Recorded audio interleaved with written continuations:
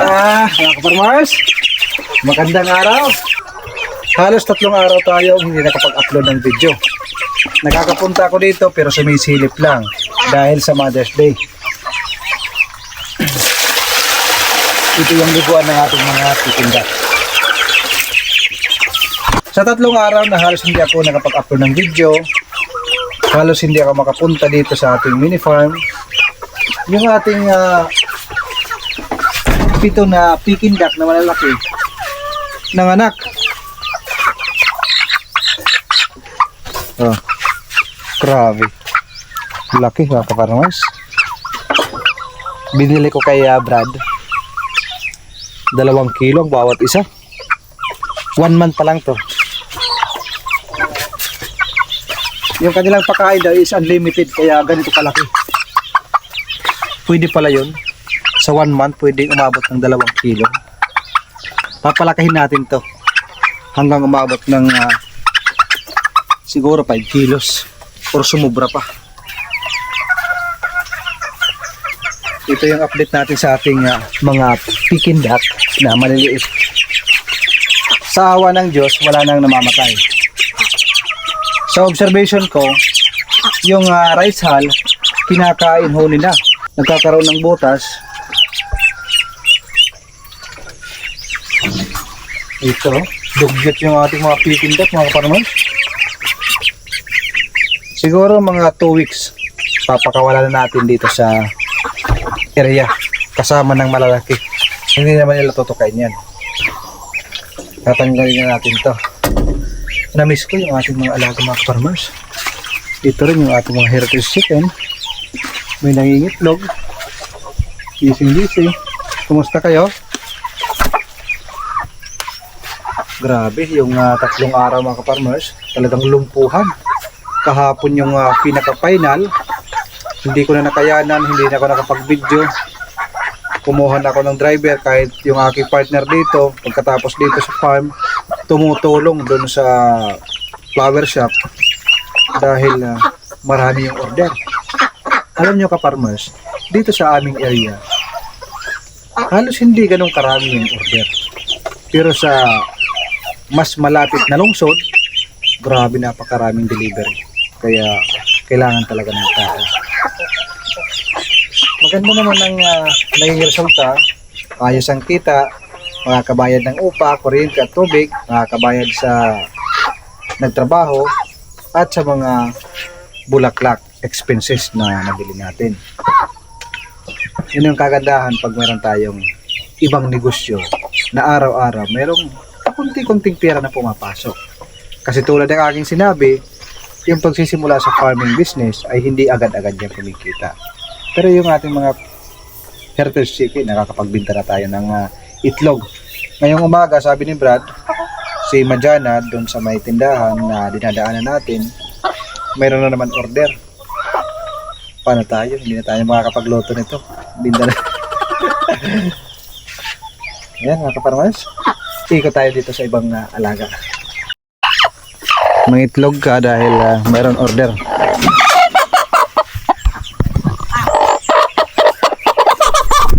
Alis. Para naglilimlim yung kanyang behavior pag hinahawakan. Para naglilimlim hindi yung itlog. Kaya ng umaga kinuha yung mga itlog dito na ibinta. Ngayon mayroon pa tayong order ng itlog kayo. Harvest tayo pang gulay mga kaparmers. Bata pa, saka na yan.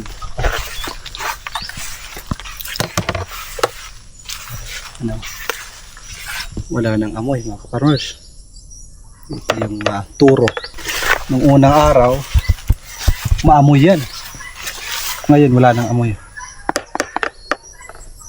Pinakain ko sa uod para pag na-dry na, lilinisan, babarnisan at i-display natin sa ating triangle farmhouse.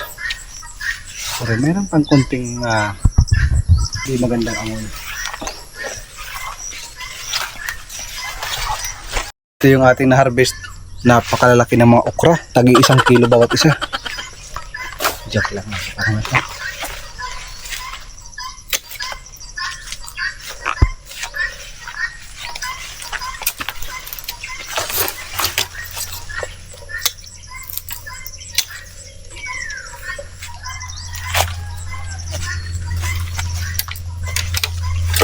Kailangan ng ma-harvest. Hindi kasi maganda pag sobrang laki. Dito ka muna. Saan pa? Ito yung isa.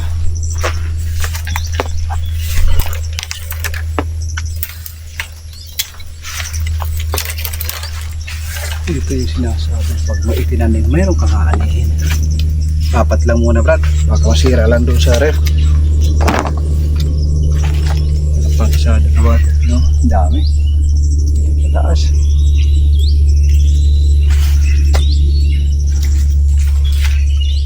Libre na yung gulay mga kaparmers. Dito sa ating triangle house, kailangan na mag-grass cutter. Pero yung aking partner, nagsimula na talagang pud-pud yan. Baka sa susunod na araw magpo-focus tayo sa pag-grass cutter. Nag-harvest lang ako, tapos bumisita sa ating mga alaga, kinumusta. May hangover pa ako sa pagod sa Mother's Day. Ito yung mga pangyayari sa Mother's Day. Grabe mga kaparmers, ang daming order.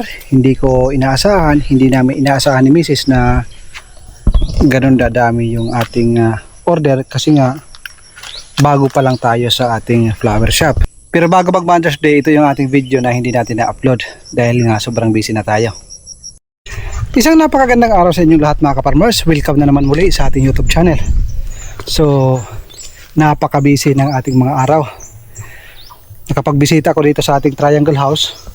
Brad, harvest muna tayo ng itlog dahil bukas mayroong order na brown egg kasama ng ating cartrunk surprise, padala dun sa isang basket.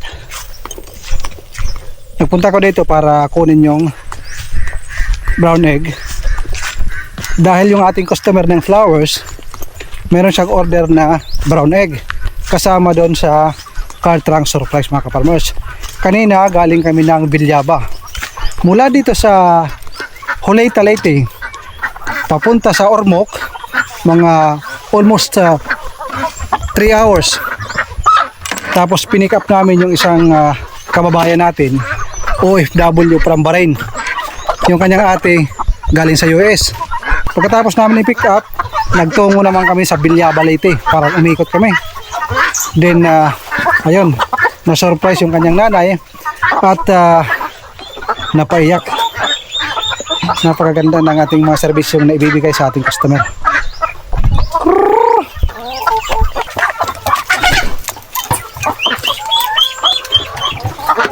Mag-harvest tayo dahil marami ng itlog, pero meron tayong alaga na bago. Isa na ba?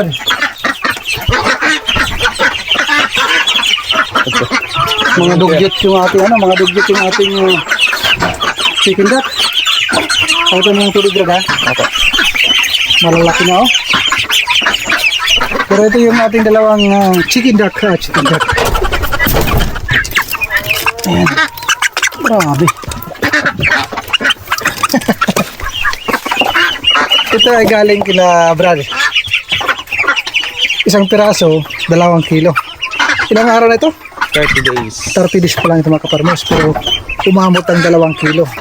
Dahil ang kanilang pagkain ay unlimited.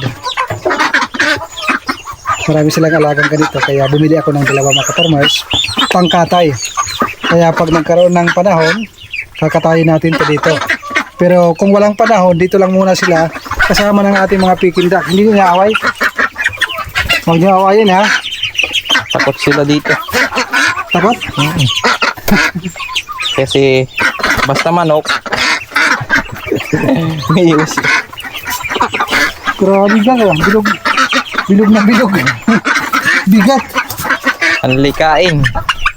24 hours.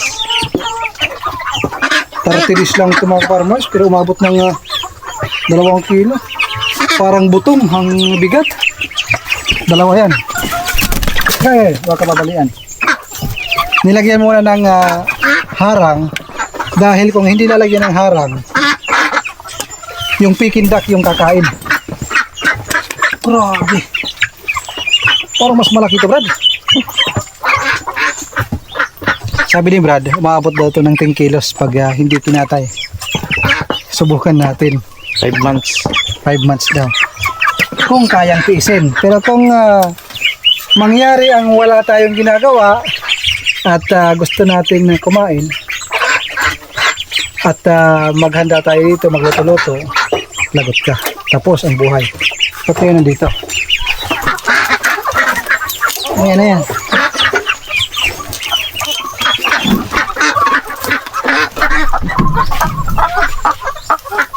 Nagpunta lang ako dito para makapag-harvest ng brown egg, mga kaparmers. Iniwan ko si Mrs. dun sa flower shop. Dahil tinitingnan ko kung kakasya yung dami ng ating order para doon sa ating Tartrang surprise. Dahil nakita ito ng ating customer, inufiran ni Mrs. Sabi niya, okay, maganda yan.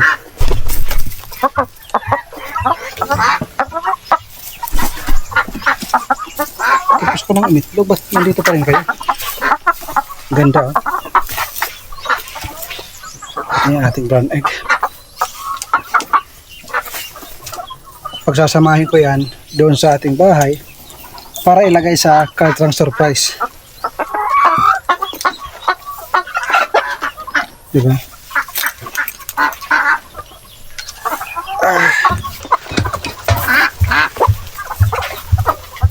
Ito ang inyong itlog ngayon.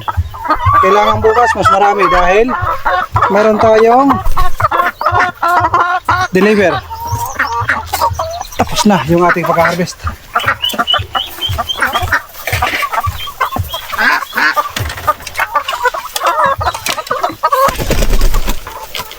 Wow, gusto ko pang humabol ah.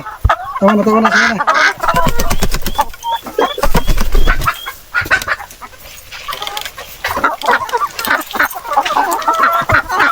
Mabilisan lang yung pagpunta ko dito. Teamwork ho kami. Si Brad yung magpapakain sa ating mga alaga. Hindi muna ako makikialam dahil pupunta ako sa flower shop. Marami akong gagawin. Isa lang kasi ako na gumagawa. Dito kasi sa amin, mahirap naman tayong mag-hire ng tauhan pagdating sa flower shop. Dahil kung mag-hire ako ng florist or trabahante, wala naman ditong florist. Kung mag-hire tayo ng mga walang alam, parang useless lang. Walang magagawa. Nakatunganga lang. Dahil wala namang alam sa flower shop. Malaki na yung ating kalabasa, oh. Ando na si Brad. Nag-shredder na. Yan, makakapag-harvest tayo ng kalabasa. Lalaki na. Meron tayong kalabaw. Hiningi ko. Ito, oh.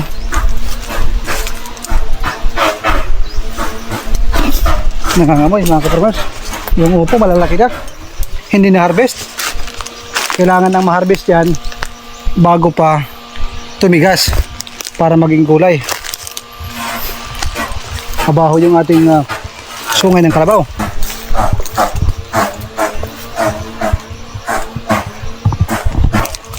Doon sa katayan ng kalabaw, hiningi ko yan. Harapan ng ating flower shop. Itatapon lang nila. Sabi ko sa akin na lang. I-display ko dito sa ating triangle farmhouse. Maganda yan. Tapos nilagyan ng varnish.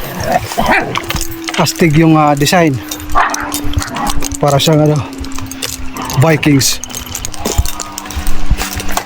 Ayan na. Sigurado. Yung kanyang daliri nadali kaya palanganin yung pagtatrabaho ni Brad.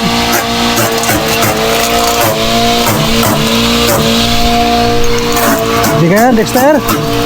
Basta kayo dito.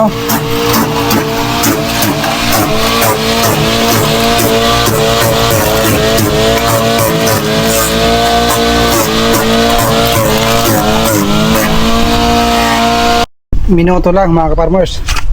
Tapos na yung pag-shredder Ang kasunod niya na haluan ng mga commercial feeds, vitamins para sa ating mga alaga.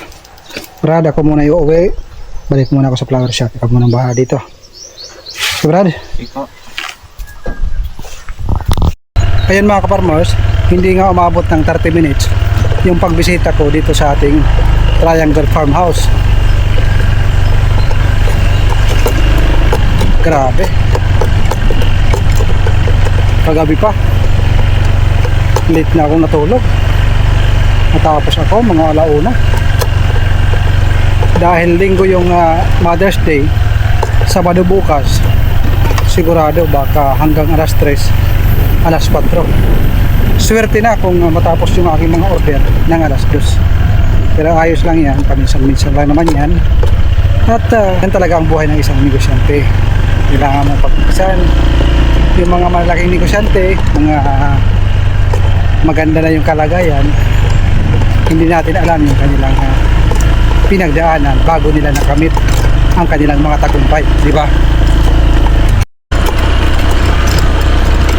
Dahil bago pa lang tayo sa ating negosyo, kailangan talagang pagsikapan. Napakalaking aral yung aking nakuha doon sa aking amo na Sri Lanka.